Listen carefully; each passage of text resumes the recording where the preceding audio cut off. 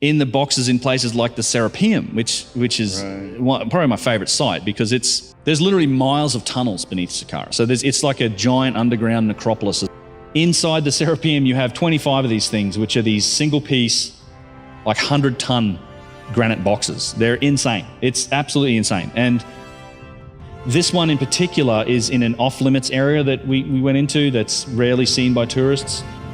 We couldn't make the box without developing specific tools to do it, because the way they'd make it is they'd cut like 5 slabs and then bolt them together, you know, like a floor and then 4 walls, and they'd bolt it together into a box. These are single pieces. So what's impressive about that is it's like you have to quarry this one block of stone and then dig it out. You have to dig all of the inside out, and some of the examples of precision in the Serapeum are absolutely remarkable. You have perfect 90-degree corners in some of the boxes, perfect 90-degree interfaces with the lids, and some of these walls maintain that geometry from like being 11 feet apart. Like, that's insane. Like, that's one of the major challenges of this is in designing and maintaining that type of relative geometry in a space where you can't afford to make any mistakes.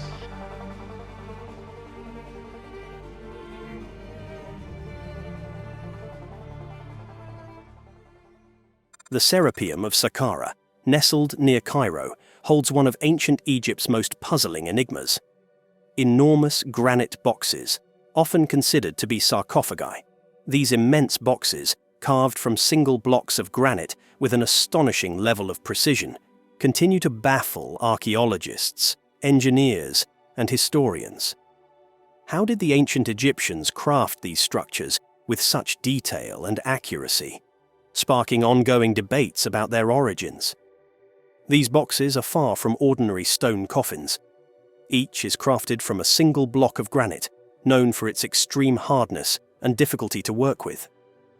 Some of these boxes, complete with their lids, weigh as much as 70 tons, while the raw blocks they were carved from likely weighed over 200 tons. What's truly remarkable is the precision of the craftsmanship. The corners are perfectly squared, and the surfaces are so smooth they seem to rival modern machinery in accuracy.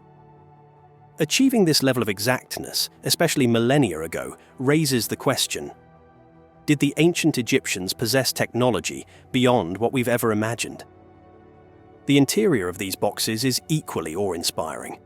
While the smooth exteriors are impressive enough, the flawless precision on the inside seems even more impossible. How did they hollow out these massive granite blocks with such accuracy, given the tools thought to be available at the time? Copper tools, often credited to the Egyptians, would have been insufficient for the task, and the uniform thickness of the walls suggests the use of sophisticated measurement techniques far ahead of their time. Such uniformity in these boxes is unparalleled in other Egyptian artifacts, leading to more questions. Hollowing out these granite blocks would have required not just immense labor, but an advanced understanding of stone-cutting techniques that we still don't fully comprehend. Conventional explanations, primarily focusing on copper tools, fall short when compared to the remarkable precision of these boxes. How then did the Egyptians achieve this level of perfection? Some theories propose that the builders had access to lost technology, perhaps advanced tools or machinery, now forgotten in the annals of history. Researchers speculate about high-speed drills, diamond-tipped saws, or other sophisticated equipment. The notion of advanced technology in ancient Egypt is controversial, yet the evidence presented by these granite boxes continues to fuel this debate. Adding to the mystery is the question of purpose. While traditionally believed to be sarcophagi for the sacred Apis bulls, the excessive craftsmanship for mere burials raises doubts. Could these boxes have served a more complex function, perhaps related to energy manipulation or another unknown scientific process? This question remains unanswered and continues to intrigue modern researchers. Even transporting these massive boxes presents an engineering challenge.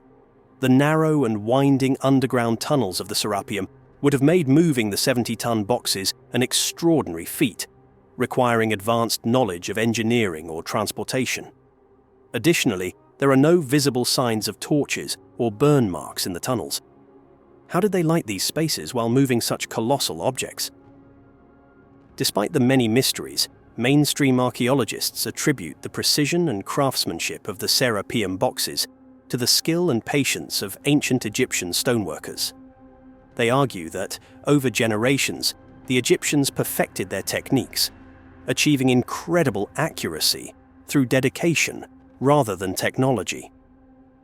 Critics of the advanced technology theory maintain that there is no concrete evidence supporting the existence of machines or sophisticated tools during the time these boxes were created.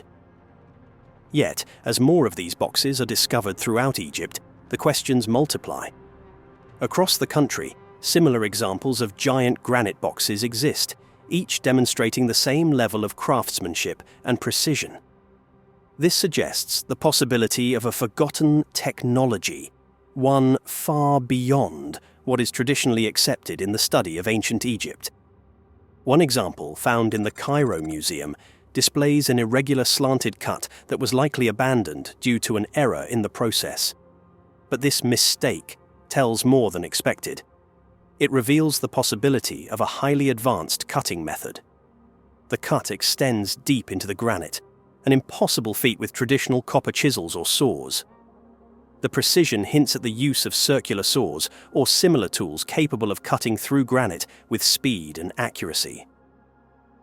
Traditional theories suggest that the Egyptians used slow copper-based saws to cut granite. However, modern attempts to replicate this technique resulted in an excruciatingly slow cutting rate of only 4 millimeters per hour. At such a pace, it's implausible that ancient artisans wouldn't have corrected the significant deviation seen in the error. The precision of the cut suggests the use of advanced machinery far beyond what is typically attributed to ancient Egypt.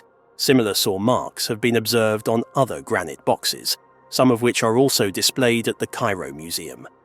These marks resemble those made by modern band saws, but appear to indicate an even higher operational speed. Contemporary granite cutting saws rely on diamond-encrusted blades, technology believed to be far out of reach for the ancient Egyptians.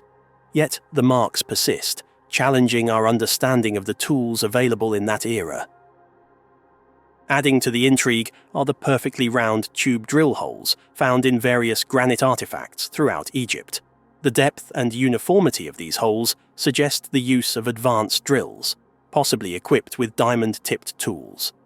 One of the most striking examples is Core 7, a cylindrical piece of granite discovered near the Great Pyramids. The continuous spiral groove on Core 7 resembles the groove of a vinyl record. In fact, modern machinery that could produce such a result would require high-speed rotation and diamond-tipped tools, technologies not associated with ancient Egypt. Core 7's spiral grooves suggest a force and precision greater than modern power drills, raising the question of whether the Egyptians, or a lost civilization, had access to technology now lost to history. Across Egypt, the evidence of these granite boxes continues to challenge mainstream views. Could these artifacts have been created by a lost civilization with advanced technology? Or are we simply missing a piece of the puzzle regarding how the Egyptians worked with stone? The precision, craftsmanship, and technology evident in these objects suggest that they were made with methods we don't yet understand. The most extraordinary example of precision stonework may be the granite box discovered beneath the pyramid at Lahun. Within a polished granite chamber lies a tilted box with 4 corners so perfectly aligned that modern measurement tools reveal almost no discrepancy. Another similar box was found at Mastaba 17, buried beneath a pile of mud bricks. Both examples display precision that raises questions about their origin and purpose. Could these boxes have been repurposed by the Egyptians, who may have inherited them from a lost civilization? The mystery of these granite boxes remains unsolved. Could they represent the remnants of a prehistoric civilization with knowledge far beyond our current understanding? Perhaps this explains why these objects were later used by the Egyptians for seemingly simple purposes like sarcophagi. because they, like us today, did not fully understand their true purpose. If you enjoyed this video, then prepare to embark on an extraordinary journey. Our next adventure takes us to the heart of Egypt, where we'll unravel the mystery surrounding an ancient pharaoh shrouded in legend. This extraordinary ruler was said to be half human, reigning for an astonishing 16,000 years, a feat that defies the boundaries of modern science. It's a story filled with intrigue and enigma, one that's bound to leave you questioning the very limits of our understanding.